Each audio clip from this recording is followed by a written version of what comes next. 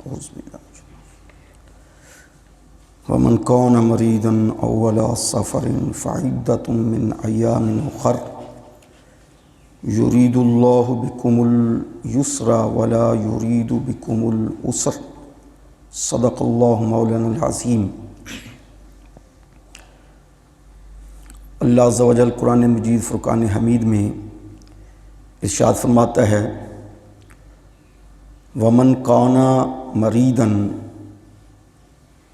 اور اگر کوئی تم میں سے بیمار ہو، او علی سفر، یا وہ سفر پر ہو، فعدۃ من ایام اخر، تو پھر دوسرے دنوں سے گنتی کو پورا کرے۔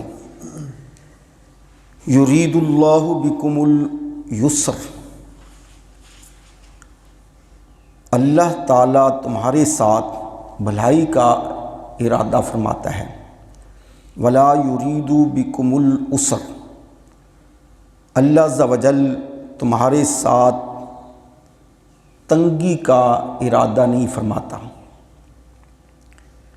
وَلِتُكْمِلُوا الْعِدَّةَ وَلِتُكَبِّرُوا اللَّهَ، تاکہ تم پورا کرو گنتی کو۔ وَلِتُكَبِّرُوا اللَّهَ، اور اللہ کی بڑھائی بولو۔ عَلَى مَا هَدَاكُمْ وَلَعَلَّكُمْ تَشْكُرُونَ، اس پر جس پر تمہیں اللہ نے ہدایت بخشی تاکہ تم شکر کرو۔ اس آیہ مقدسہ کے اس حصے کے اندر جو تلاوت اور ترجمہ ہوا، اس میں خالق کائنات ارشاد فرما رہا ہے، پہلے حصے میں فرمایا کہ اگر مریض ہو یا سفر میں ہو تو وہ دوسرے دنوں کے روزے رکھے، گنتی کو پورا کرے۔ یہ پہلے اس کی تفسیر ہو چکی۔ خالق کائنات فرماتا ہے یرید اللہ بکم العسر، اللہ جو ہے وہ یسر کا معنی آسانی، بھلائی، اللہ تمہارے ساتھ بھلائی چاہتا ہے، آسانی چاہتا ہے۔ ولا یرید بکم العسر، نہ کہ تمہارے ساتھ تنگی کا معاملہ فرماتا ہے، یعنی بیماری میں تمہیں جو چھوٹ دی ہے، سفر میں جو تمہیں چھوٹ دی ہے کہ دوسرے دنوں کے روزے رکھو، تو خالق کائنات اس میں تمہاری بھلائی چاہتا ہے، تمہیں مشکل میں نہیں ڈالنا چاہتا، تمہارے ساتھ آسانی کا معاملہ کرنا چاہتا ہے۔ یا یہ بھی ہے کہ تم اللہ کی عبادت کر کے، اللہ کو راضی کر کے، ماہ رمضان مبارک کے روزے رکھ کر جنت کو حاصل کر لو۔ جنت اتنی آسان نہیں ملتی۔ دنیا کے اندر جو چیز ہم لینا چاہتے ہیں وہ بھی ہمارے لیے مشکل ہو جاتی ہے، اس کے لیے محنت کرنی پڑتی ہے، بھاگ دوڑ کرنی پڑتی ہے، پھر جا کے وہ چیز ملتی ہے جس کی ہمیں خواہش ہوتی ہے۔ بعض اوقات وہ بھی نہیں ملتی، وہ بھی چھن جاتی ہے، اگر اللہ کی مرضی ہو وہ ملتی ہے۔ اور جنت جس کا کوئی اور ثانی نہیں ہے، اور وہ اللہ عز و جل فرماتا ہے ہم تجھے ایسے آسانی کے ساتھ دیتے ہیں کہ تم ماہ رمضان مبارک کی گنتی پوری کرو، اس کے روزے رکھو، اور اللہ عز و جل وہ جنت جو ہے وہ تمہیں آسانی سے دیتا ہے، عطا فرماتا ہے۔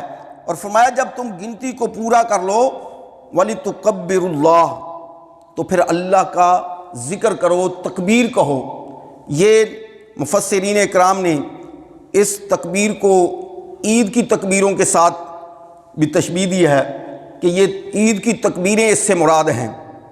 بعض نے کہا ہے کہ یہ اللہ کا شکر کرنا اس سے مراد ہے، اور روزوں کو پورا کرنا اور اس میں ذکر اذکار کرنا۔ بعض نے یہ فرمایا کہ پیارے آقا علیہ الصلوۃ والسلام صحابہ اکرام کو مبارکباد دیتے، صحابہ اکرام ایک دوسرے کو مبارکباد دیتے، اور روزے آنے پر، اس مہینے کے آنے پر خوشی مناتے۔ ماہ رمضان المبارک کا چاند جب نظر آ جائے، ایک آدمی نے اگر چاند دیکھا ہے، ایک آدمی نے اگر چاند دیکھا ہے اور وہ آ کر بتاتا ہے لیکن جو قاضی ہے وہ مانتا نہیں، تو پھر وہ ایک آدمی پر روزے فرض ہو گئے ہیں، اس کو روزہ رکھنا پڑے گا۔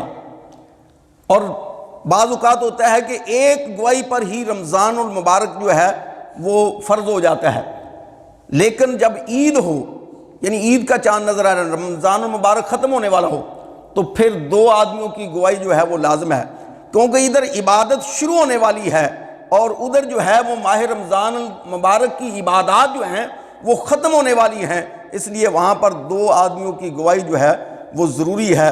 تو خالق کائنات نے فرمایا الا ما ہداکم، تاکہ اللہ عز و جل تمہیں اس پر ہدایت عطا فرمائے، ولعلکم تشکرون، اور تم شکر ادا کرو۔ اللہ کی ہدایت تمہیں ملی ہے، قرآن مجید فرقان حمید نے ہمیں بتا دیا کہ ماہ رمضان المبارک میں روزے رکھنا یہ بھی ہدایت کے پیش نظر ہے۔ بعض اوقات ایسے لوگ بھی ہیں جو روزے نہیں رکھتے، عبادات کرنا یہ بھی ہدایت کے پیش نظر ہے، ورنہ بہت سارے لوگ جو ہیں وہ بستروں میں سوئے پڑے ہوتے ہیں، عبادات کی طرف آتے نہیں ہیں، نہ رات کو نہ دن کو، نہ صبح نہ شام، کسی وقت بھی نہیں وہ آتے، لیکن رب جس کو ہدایت دیتا ہے وہی آتا ہے۔ تو حضرات محترم، آج کل جو مسئلہ ہے ناموس رسالت کا، یہ قرآن ہمیں کس نے دیا ہے؟ یہ نمازیں، یہ عبادات ہمیں کس نے عطا کی ہیں؟ کس کا کلمہ پڑھ کر ہم مسلمان ہوئے ہیں؟ یہ رونقیں، یہ فضیلتیں، یہ عظمتیں ہمیں کس کی وجہ سے ملی ہیں؟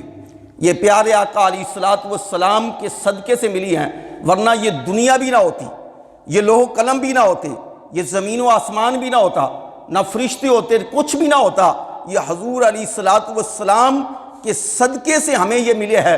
نہ یہ اولاد ہمارے پاس ہوتی، نہ یہ رزق ہوتا، نہ یہ کاروبار ہوتے، کچھ بھی نہ ہوتا اگر پیارے مصطفیٰ صلی اللہ علیہ وسلم نہ ہوتے۔ اور ہمارا جو آج کل کا جو مسئلہ ہے وہ ناموس رسالت کے بارے میں جو آپ سن رہے ہیں فیس بک پر، جو خبروں پر سن رہے ہیں، حقیقت میں جو حکومت جو ہے وہ خبریں صحیح جو ہے وہ دیتی نہیں ہے، یہ میڈیا والے بھی نہیں دیتے۔ تو آج جو ہے وہ شٹر ڈاؤن اور پہیہ جام ہڑتال کا اعلان ہوا ہے، اور اس کے ساتھ آپ نے اور ہم نے سب نے تعاون کرنا ہے، کیونکہ یہ ہمارا مسئلہ نہیں ہے، یہ کسی لبیک والوں کا مسئلہ نہیں ہے، یہ مسئلہ جو ہے وہ ناموس رسالت کا مسئلہ ہے، پیارے آقا علیہ الصلوۃ والسلام کے ساتھ محبت کا مسئلہ ہے۔ اگر ہمارا ایمان نہیں ہوگا تو ہم نے کاروبار کو کیا کرنا ہے؟ ہمارا ایمان نہیں ہوگا تو ہماری یہ زندگی کا فائدہ ہی نہیں ہے۔ ہماری زندگی کا تو تب فائدہ ہے جب ہمارا ایمان سلامت ہوگا، اور ہمارا ایمان تب سلامت ہوگا جب ہم پیارے آقا علیہ الصلوۃ والسلام کے ساتھ محبت کریں گے۔ یہ یزید کو ہم کیوں برا کہتے ہیں؟ یزید والوں کو ہم کیوں برا کہتے ہیں کہ یزیدیوں نے یہ کام کیا؟ یزید کے بارے میں اگر آپ ہسٹری پڑھ کے دیکھیں ہسٹری کو، کہ یزید بہترین حافظ تھا، قاری تھا، حافظ بھی تھا، قاری بھی تھا، بہترین تھا۔ اور جو یزیدی حضرت امام حسین رضی اللہ تعالیٰ ان کے مقابلے میں آئے تھے، جو فوج آئی تھی مقابلے میں نکلے تھے، کیا وہ ان میں مسلمان نہیں تھے؟ مسلمان تھے، حافظ بھی تھے، قاری بھی تھے، نمازیں بھی پڑھتے تھے، سب کچھ کرتے تھے، لیکن ہم کیوں ان کو کہتے ہیں کہ حضرت امام حسین رضی اللہ تعالیٰ عنہ کو وہ قتل کرنے والے، شہید کرنے والے، آپ کے ساتھ جو نکلے تھے امام حسین کے ساتھ نکلنے والوں کو شہید کرنے والے، وہ سارے کے سارے جہنمی ہیں، وہ جہنمی کتے تھے؟ ہم کیوں کہتے ہیں؟ کیونکہ وہ تو نمازیں بھی پڑھتے تھے، روزے بھی رکھتے تھے، اور پھر ایمان بھی لاتے تھے، پیارے مصطفیٰ صلی اللہ علیہ وسلم کا کلمہ بھی پڑھتے تھے، سب کچھ کرتے تھے، تو کیوں ہم ان کو جہنمی کہتے ہیں؟ اس لیے کیونکہ انہوں نے پیارے مصطفیٰ صلی اللہ علیہ وسلم کے دین کی دھجیاں اڑا دی تھی۔ انہوں نے جو حضور علیہ الصلوۃ والسلام نے اور قرآن پاک نے منع فرمایا تھا کہ شراب حرام ہے، انہوں نے شراب کو آسان کر دیا، اور بے حیائی کی باتیں جس پر امام حسین رضی اللہ تعالیٰ عنہ نے آپ کی بیعت نہیں کی، یزید کی بیعت نہیں کی، ان کی بات کو نہیں مانا، لیکن شہادت کو تسلیم کر لیا۔ اور یہی بات آج ہے، اور جو حضرت علامہ سعد رضوی کے ساتھ جو نہیں نکلتا، وہ گویا کہ وہ یزید کی بیعت کر رہا ہے، وہ یزید کے پیروکار کی طرف جا رہا ہے۔